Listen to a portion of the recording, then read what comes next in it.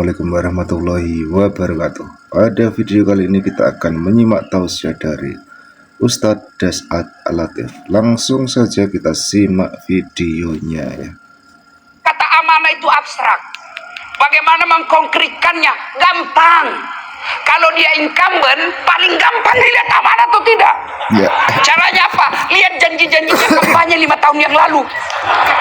Kalau dia tidak amalkan, ganti. Kita punya Republik Indonesia ini saya gelari dengan nikmat 3A yang negara lain tidak miliki. Nikmat 3A. Apa itu? Nikmat A pertama, beragama. Coba lihat kita beragama di Indonesia. Meskipun kita bukan negara Islam, kita tidak deklarasikan Indonesia negara Islam. Kalau Malaysia itu dalam konstitusinya ditulis Malaysia adalah negara Islam. Kalau kita Indonesia tidak, kita cuma punya Pancasila, ketuhanan yang Maha Esa. Bukan negara Islam, tapi tempat tidurnya orang-orang beragama. Bukan. Coba lihat Islam. Kita beragama, Pak. Masya Allah. Bapak mau bangun masjid, tinggal di Saudi Arabia, tempat lahirnya Nabi Muhammad SAW. Bapak punya duit banyak, tidak mungkin kau bisa bikin masjid tanpa izin dari raja. Di Indonesia, silakan kau cari masjid yang ada izin bangunannya. Iya. Enaknya di Indonesia. Ada duit, punya tanah, bikin bangunan masjid, tidak perlu ada izin, jadi. Anda mau dakwah, tidak usah dulu di Saudi, Malaysia. Mau ceramah, biar Anda alumni Mesir, tapi tidak dapat permit, izin dari raja, kerajaan, izin dari pemerintah, tidak mungkin kau bisa ceramah. Iya, betul. Lihat Indonesia, Pak. Indonesia bebas. Artis ceramah yang selama ini main film peluk-pelukan, tidak jelas agamanya, baru 2 bulan hijrah, modal jenggot panjang, celana jingkrang, dia kafir-kafirkan kita, Pak. Baru 2 bulan belajar agama. Coba lagi. Bapak mau bikin pesantren, biar Bapak punya duit banyak, tidak mungkin kalau tidak dapat izin dari kalau Saudi dan Malaysia. Di Indonesia Bapak punya rumah kosong, kumpul anak TKTPA, jadi pesantren hafal Quran, tidak perlu ada izin. Iya kan? Betul. Cari di negara manapun di dunia ini, seperti Indonesia, punya menteri agama. Malaysia cuma menteri usuran haji. Kita menteri agama, Pak. Coba lihat lagi, Pak, di Timur Tengah. Timur Tengah, negara Arab, satu bahasa, puluhan negara. Indonesia, satu negara, ratusan bahasa. Mangga, monggo. Masya Allah. Ini negara kita ini, nikmat beragama, Pak. Allah Karim. Cari negara Islam, diliburkan setiap hari besar Islam. Maulid kita libur. Isra Mi'raj kita libur. Tahun baru Islam kita libur. Ramadan awal libur, Ramadan akhir libur. Bahkan lebarannya pun kita terserah mau ikut Muhammadiyah atau pemerintah, terserah. Inilah enaknya kita beragama, Pak. Mau pergi ceramah, alhamdulillah tidak pernah dilarang. Mau tengah malam pergi ceramah di Merauke, aman. Mau sholat, tidak pernah dilarang. Bahkan dibikinkan masjid, setiap kabupaten kota ada masjid agung, dan itu dikelola APBN negara. Enaknya kita beragama. Satu aja. Itu tadi ya, enaknya kita beragama di Indonesia. Lanjut kita simak videonya, guys.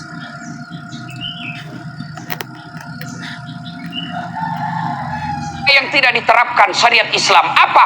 Potong tangan ketika mencuri. Kenapa tidak diterapkan? Saya yakin semua pegawai hampir semuanya dipotong tangannya kalau diterapkan. Habis tangannya. Iya, Pak. Coba kalau diterapkan potong tangan, Pak. Waduh, rasa-rasanya semua itu di kantor pemerintah potong tangannya.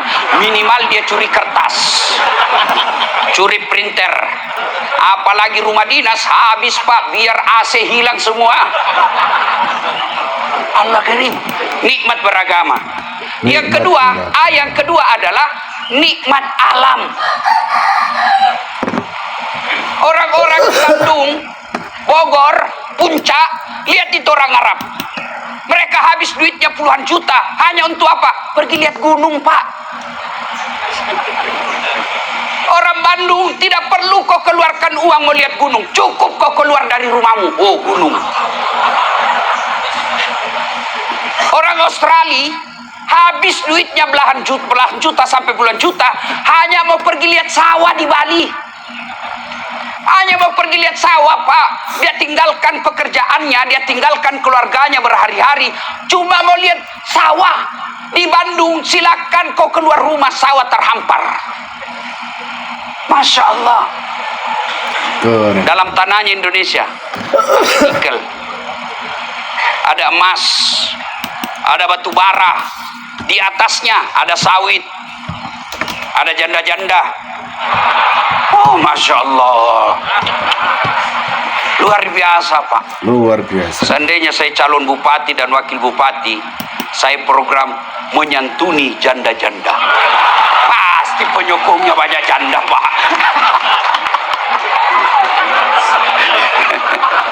Ayo, nikmat alam. Bapak coba deh lihat kalau Bapak pergi ke Saudi, dari Mekah ke Madinah, Madinah ke Mekah, lihat itu, Pak, padang pasir. Kita alhamdulillah dari Jakarta ke Bandung, usus. Yes. Kanan sawah, kiri ada kadang ke air terjun kita lihat. Masya Allah, nikmat betul ini negara kita, Pak. Nikmat alam. Yang ketiga, nikmat aman. Nikmat aman. Luar biasa negara kita ini. Oleh karena tiga nikmat ini, maka perlu dikelola dengan baik. Siapa yang harus kelola? Dalam Islam namanya khalifah. Apa itu khalifah? Jangan sangka buruk seolah-olah khalifah itu potong. Khalifah itu saya punya makan, saya makan sendiri, bukan khalifah namanya itu, dasat namanya pribadiku. Tapi kalau saya punya makan, saya pikir bagaimana supaya anakku bisa makan, saya pikir agar tetanggaku bisa menikmatinya, saya pikir agar 10 tahun yang akan datang tetap dimakan makanan yang sama. Itu namanya khalifah. Maka dipilihlah pemimpin. Kalau bahasa Indonesianya kita wali kota, wakil wali kota, bupati, gubernur, presiden. Dipilih. Bagaimana cara pilihnya supaya aman negara kita yang tiga ini? Kata Nabi, pilih satu. Pilihlah dia karena fatona. Apa itu fatana? Cerdas. Tuan-tuan mau lihat dia cerdas, lihat aja gelarnya. Kalau ada gelarnya tidak pernah dilihat sekuliah, pasti itu ijazahnya bodong. Ada memang asli, tapi kuliah ada, kuliah tak ada, wisuda ada. Yang kedua, karena waktu sangat ringkas, turunan yang kedua kalau mau pilih pemimpin kata Nabi, setelah fatona, lihat apa? Tablik. Apa itu tablik? Dia pandai bicara. Lihat aja dia nanti kalau sosialisasi. Nggak cocok jadi pejabat ini, goblok dia ngomong. Kau lihatlah ini semua nanti. Kalau ngomong aja ndak becus berepotan, ndak cocok jadi bupati. Cocoknya dia jadi bapak rumah tangga saja. Keliru kalau kalian mengatakan, dia hanya bisa bicara. Memang pemimpin harus pandai bicara. Muhammad pandai bicara. Abu Bakar Siddiq santun berbicara teratur. Umar bin Khattab tegas dalam berbicara. Utsman bin Affan pandai ngomong. Ali bin Abi Thalib lebih cerdas lagi. Saya punya ide, saya punya pikiran, hebat sekali pikiran saya, tapi saya tidak bisa transfer. Bagaimana kepala dinas saya mau tahu? Pokoknya kau harus tahu apa yang di otakku. Jelaskan dulu, Pak. Maka pentingnya bicara dalam fakultas komunikasi yang saya ajarkan, ada khusus dilatih berbicara, namanya public speaking. Dipelajari itu, Pak, pandai bicara. Nah, pejabat kita ini kadang-kala saya heran, Pak. Bikin naskah bukan dia bikin naskah, Pak. Dia tinggal baca. Coba lihat itu pejabat, Pak. Sudah setiap itu ada datang ajudannya bawa. Mohon maaf, Pak.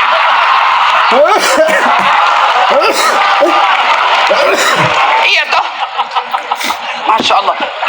Aduh, tinggal dibaca masih salah baca Pak. Bagaimana kau mau jadi kelola ini 3A? Bisa mungkin kau kelola, tapi habis di 5 tahun pertama.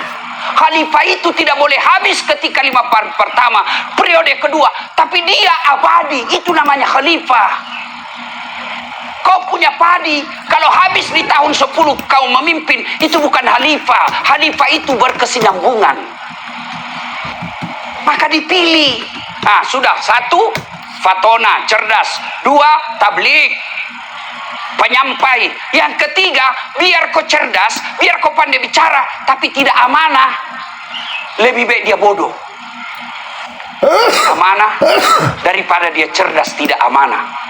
Bapak tidak percaya, siapa yang rusak negara kita APBN-nya? Jawab saya Pak. Orang bodoh? Bukan, orang pintar Pak. Dan orang pintar kalau tidak punya amanah, dia lebih bahaya daripada bajing. Bajing Pak, dia cuma makan kacang-kacangan. Bajingan, aspal, semen, beton.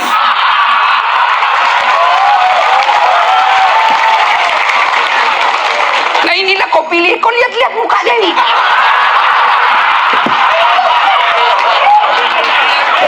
Jangan marah Pak. Jangan marah Pak. Ini gunanya dakwah, Kasihan Bapak kalau habis uangmu puluhan miliar, lalu kau masuk neraka.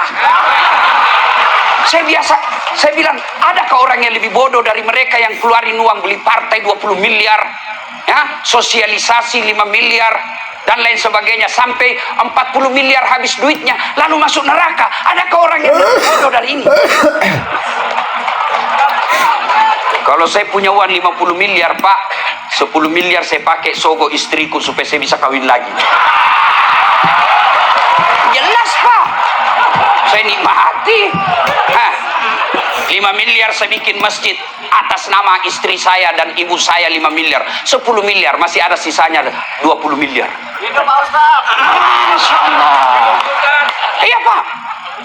Ngapain kita mau jadi pemimpin habis duit kalau hanya membuat kita masuk neraka? Ini gunanya saya nasihatin Bapak. Makanya jangan marah. Bapak mau marah enggak apa-apa, saya juga mau pulang. Jelas kan? Kalau tidak amanah, nah saudara-saudaraku, amanah itu, kata amanah itu abstrak.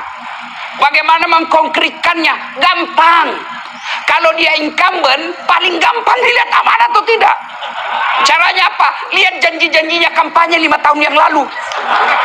Kalau dia tidak amalkan, ganti. Jelas kan? Kalau dia pernah jadi anggota DPR, lihat aja dia. Setelah dia jadi terpilih, apa dia masih datang menyapa rakyat? Coba, selesai. Gampang sekali tuh lihat amanah. Variabelnya gampang. Lihat janjinya, lihat visi misinya, diamalkan atau tidak. Coba lihat kita rakyat ini Pak Kapolres. Serasa-rasanya tidak ada rakyat yang mau rusuh. Yang kadang mau bikin rusuh itu Pak tim sukses. Betul. Dia gosok dia punya bupatinya. Ini Pak, apalagi kalau dia sudah kalah Pak, sudah ambil duit banyak, dia ini Pak ada kecurangan Pak. Mau lagi lanjut biaya. Kepada para calon, maafkan saya Pak, jangan terlalu percaya sama tim sukses.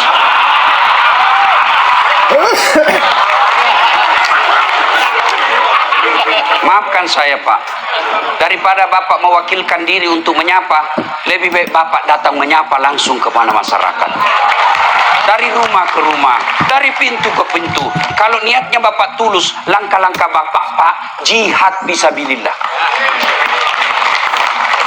Kalau percayakan sama tim sukses Pak, oh ini Pak, ini ada majelis taklim 400 pesertanya tapi baju seragam. Mulai masuk proposalnya itu. Daripada itu Bapak menyapa capek, risiko, siapa suruh kau calon? Kalau Kalau nggak mau capek, nggak usah calon. Amanah. Yang keempat, saya ulang ya. 1, cerdas. 2, pandai bicara. 3, amanah. Yang keempat, dapat dipercaya. Amanah itu kekuasaan. Dapat dipercaya itu ngomongnya, lihat. Kalau dia banyak bohongnya, jangan Pak. Dan kalau dia muslim, paling gampang saudaraku. Kalau dia muslim, paling gampang. Lihat sholatnya. Kalau dia tidak sholat, jangan percaya. Tuhannya saja dia tipu. Iya. Bagaimana caranya ditahu dia sholat atau tidak? Gampang. Bapak tanya sahabatnya. Kalau bapak tanya dia, Tuhan sholat, oh pasti dong. Pasti dong. Tapi lihat temannya. Karena orang biasanya berteman satu paket dia Pak.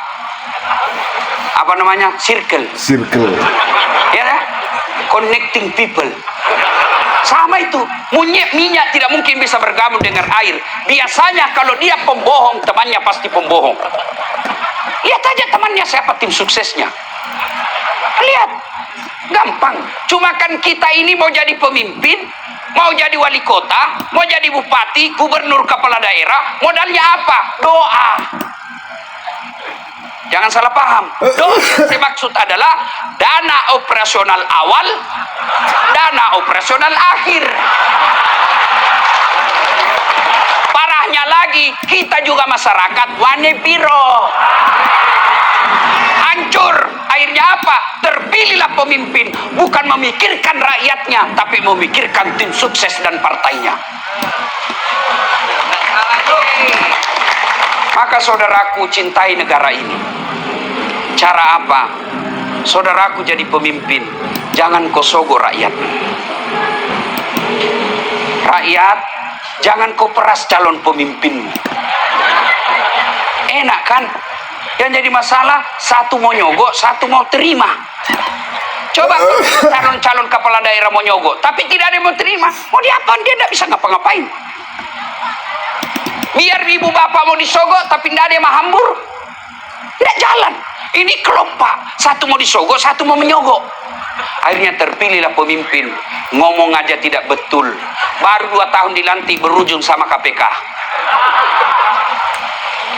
Pesan kedua, Bapak Ibu saudara-saudara sekalian, pilkada demokrasi. Ketika Bapak Ibu mendengar kata pesta, yang ada di benak kita adalah senang-senang. Pesta pengantin pasti senang-senang. Pesta ulang tahun pasti senang-senang. Tidak ada orang bilang pesta kematian. Pesta pasti senang-senang. Maka ciptakan ini menjadi bersenang-senang kita memilih pemimpin. Cuma kadang yang membuat kita berpecah belah, ya kan? 1, pilkada. Pilkada jangan membuat kalian berpecah belah. Mohon maaf, boleh Bapak jawab pertanyaan saya? Masih ingat Pilpres 2019? Masih? Siapa calon presiden waktu itu? Bapak Joko Widodo dengan Bapak Prabowo. Siapa yang menang? Bapak Joko Widodo. Siapa menterinya? Prabowo. Waktu debat satu paket. Kalian yang sejak ada WhatsApp satu grup, sejak ada Perumnas bertetangga dengan tetanggamu, persoalan beda pilihan 2019 sampai sekarang masih musuh. Itulah aslinya beleng-beleng. Kalau tim sukses saling nyerang, wajar. Kenapa? Dia mau jadi menteri. Kontraktor saling serang, wajar. Dia mau dapat proyek. Kalau kita rakyat biasa, kau mau dapat apa? Memang kalau kau sakit, dia datang musuh kamu.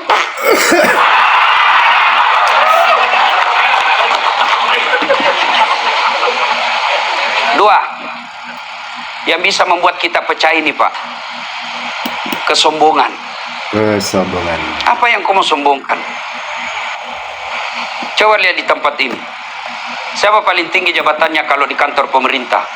Ini 2 PJ, wali kota dan bupati. Pemain pengganti, Pak. Pemain antar waktu. Terpilih, wabillahi taufiq wal hidayah, keluar, Pak.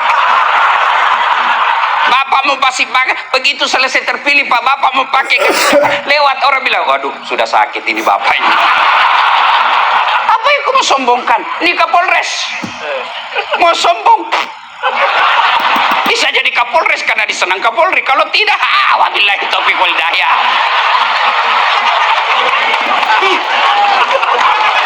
Ini ya ceramah.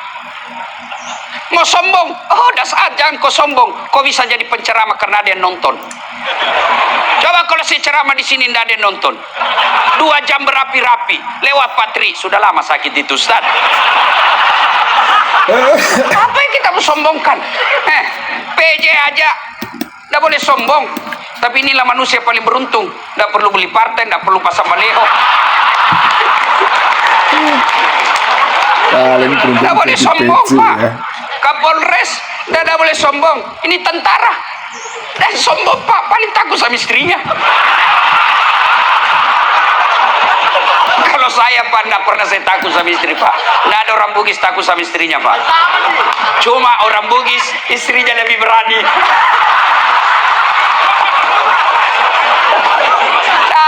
Pak. Apa yang kita mau sombongkan? Ini yang calon. Bapak baru calon, Pak. Ayo. Maka saudaraku, ada satu manusia, dia pejabat. Kalau sekarang namanya pejabat, dulu zamannya dia namanya raja. Kaya sampai kekayaannya masih dikejar sampai sekarang di Mesir. Punya pasukan gagah berani, tidak ada yang berani lihat matanya itu raja. Namanya Fir'aun. Tapi karena sombong, Allah hinakan Fir'aun. Sampai detik ini dijelaskan dalam Quran, Fir'aun haram masuk surga. Kalau kita, Pak, masih 50-50. 50% masuk neraka, 50% masuk surga, Pak. Fir'aun sudah diponis haram masuk neraka, masuk surga. Apa cukup sampai di situ laknat Allah? Tidak. Allah laknat Fir'aun. Tidak ada orang suka itu Fir'aun. Sampai detik ini tidak ada orang Cimahi mau kasih nama anaknya Fir'aun. Ya. Maka kalau boleh berpesan kepada tuan-tuan yang terpilih kelak, jangan kau sombong. Rendah hati. Kesombongan membuat orang bisa putus persaudaraan. Kok bisa? Kok remehkan orang? Pakai barang mahal, sombong? Tidak. Papa jadi pejabat, punya harta mahal, boleh pakai. Yang penting Bapak bisa buktikan itu bukan bagian uang negara. Tapi sebaiknya selama menjabat, Pak, tunda dulu. Berikutnya, Bapak Ibu saudara-saudara sekalian, yang bisa membuat pecah lagi, Pak, serakah. Saya biasa, Pak, tidak masuk akal saya, Pak, di Indonesia. Anaknya anggota DPR, bapaknya bupati, istrinya anggota DPR pusat. Sudah lagi 2 periode suaminya, anaknya lagi jadi mau bupati. Memang secara etika demokrasi, secara teori demokrasi boleh saja. Tapi itu namanya melanggar etika. Boleh, tapi orang mulai jengkel sama satu keluarga. Akhirnya apa? Lambat laun ditinggal. Ibu bapak saudara-saudara sekalian, karena waktu yang terbatas, kepada para calon, kalau akhirnya Allah takdirkan suaranya bapak sedikit, bukan kalah ya, sedikit, tidak enak kata kalah, Pak. Contoh dasar latih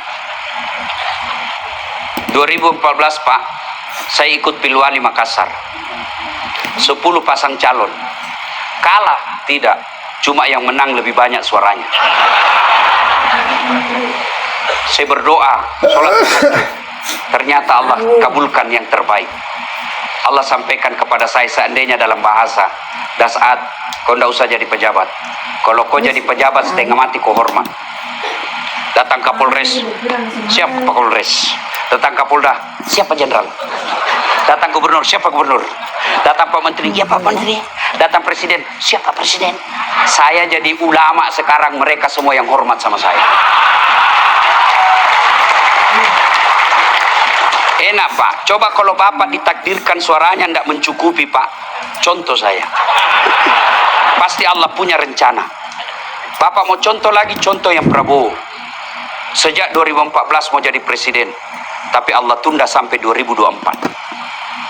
Bapak ditakdirkan nanti tidak cukup suara, kau tanding lagi 2024. Tanding lagi. Prabowo 4 kali, Pak. 4 kali Prabowo. Enak kalau begini kita sikapi. Jangan sangka buruk. Kalau kita sudah sosialisasi, sudah beli partai, sudah tim kapal, tapi ternyata Allah takdirkan bukan kita pemenangnya, berarti bukan itu yang terbaik buat kita. Saya gagal waktu itu, tamat SMA karena gagal akabri. Saya mau jadi akabri, Pak, karena CPR nggak lulus. Saya lulus jadi ustadz, pakai baret merah. Temanku yang lulus waktu itu reserse baret merah, dia AKBP pangkatnya di Sulawesi Barat, baret merah. Saya jadi ulama baret putih, tapi dengan baret putih yang saya pakai, kau lihat saya nasihati semua ini baretnya. Allah kasih yang terbaik. Ya pacaran calon-calon, Pak, ya selalu sangka baik kepada Allah. Jangan terlalu percaya bisikan tim sukses. Kita dicurangi, Pak, kita dicurangi, Pak. Gagal akabri, saya daftar fakultas kedokteran. 3 kali saya ikut, Pak. Saya sholat tahajud 40 malam berturut-turut, tidak keluar nama saya 3 tahun berturut-turut. Saya malah lulus di sospol. Ternyata teman saya yang lulus waktu itu tugas Kepulauan Aru. Mau lebaran saya telepon, kau pulang lebaran? Enggak, Ustaz. Rugimu itu jauh-jauh cari uang, enggak lebaran sama orang tuamu. Mahal tiket, Ustaz. Dalam hati saya, alhamdulillah untuk saya tidak jadi dokter. Kemana-mana gratis, bisnis kelas. Tidak pernah beli tiket. Siapa yang belikan? Patrik. Apa? Enakkah kalau kita gembira-gembira seperti ini, Pak, ya? Enak. Ngapain? Maka saudaraku yang ada tuan-tuan ini, jabat tanganlah di samping kiri kananmu, Pak. Biasa ini, Pak. Jangan merasa malu, Pak. Biasa. Bapak sudah terpilih lolos calon, Pak. Itu sudah nikmat.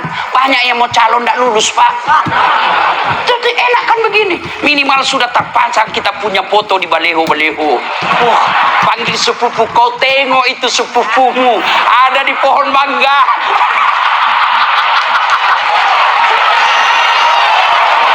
Ya, sudah enak, Pak. Iya toh? Masya Allah. Kalau kita sikapi seperti ini, nyaman, Pak. Takkan pilkada ini dengan bersenang-senang. Kepada Ketua KPU Panwas Gakumdu, ayo bersikap adil. Orang bisa rusuh, Pak, bukan karena haknya diambil. Coba lihat di penjara, Pak. Hak kebebasannya itu sudah diambil, Pak, tapi tidak rusuh. Kapan dia rusuh di dalam penjara? Kapan dia rusuh di penjara, Pak? Kalau penghuni sama-sama, satu dikasih teh kopi, satu dikasih air biasa, merasa tidak diperlakukan adil. Ini mereka-mereka insya Allah tidak akan ribut selama di KPU melakukan keadilan. Selama Kapolres berdiri tegak pada sisi yang tepat, tidak ke kanan, tidak ke kiri. Saya Ustadz juga harus tidak ke kanan, tidak ke kiri, tapi saya tidak netral. Kenapa? Mobil saja kalau netral tidak bergerak.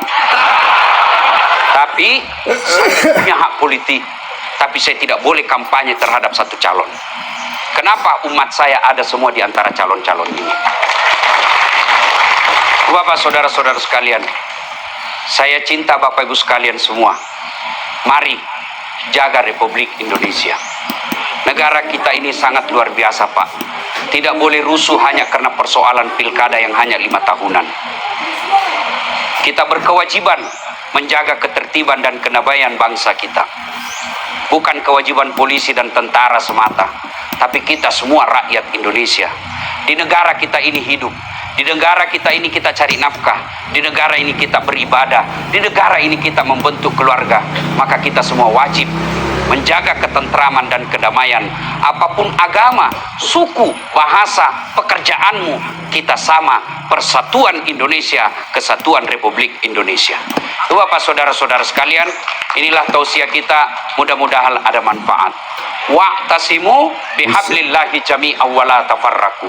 Berpegang teguhlah engkau kepada tali persaudaraan agama Allah dan janganlah engkau bercerai-berai.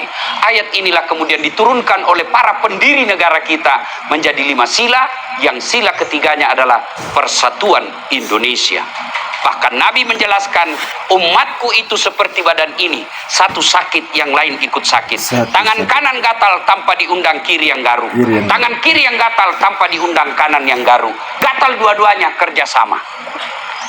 Begitu mestinya kita di Cimahi. Satu salah, satu sakit, yang lain ikut merasakan rasa sakit itu. Jangan ada kenyang-kenyang sendiri, lapar-lapar sendiri. Mari kita ciptakan ketentraman dan kedamaian. Terima kasih. Usikum wa nafsi bitaqwallah. Fastabiqul khairat. Assalamualaikum warahmatullahi wabarakatuh.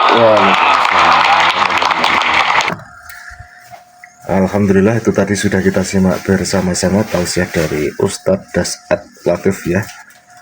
Semoga bermanfaat. Akhirul kata, assalamualaikum warahmatullahi wabarakatuh. Mohon maaf apabila ada kesalahan. Jangan lupa share jika video ini bermanfaat.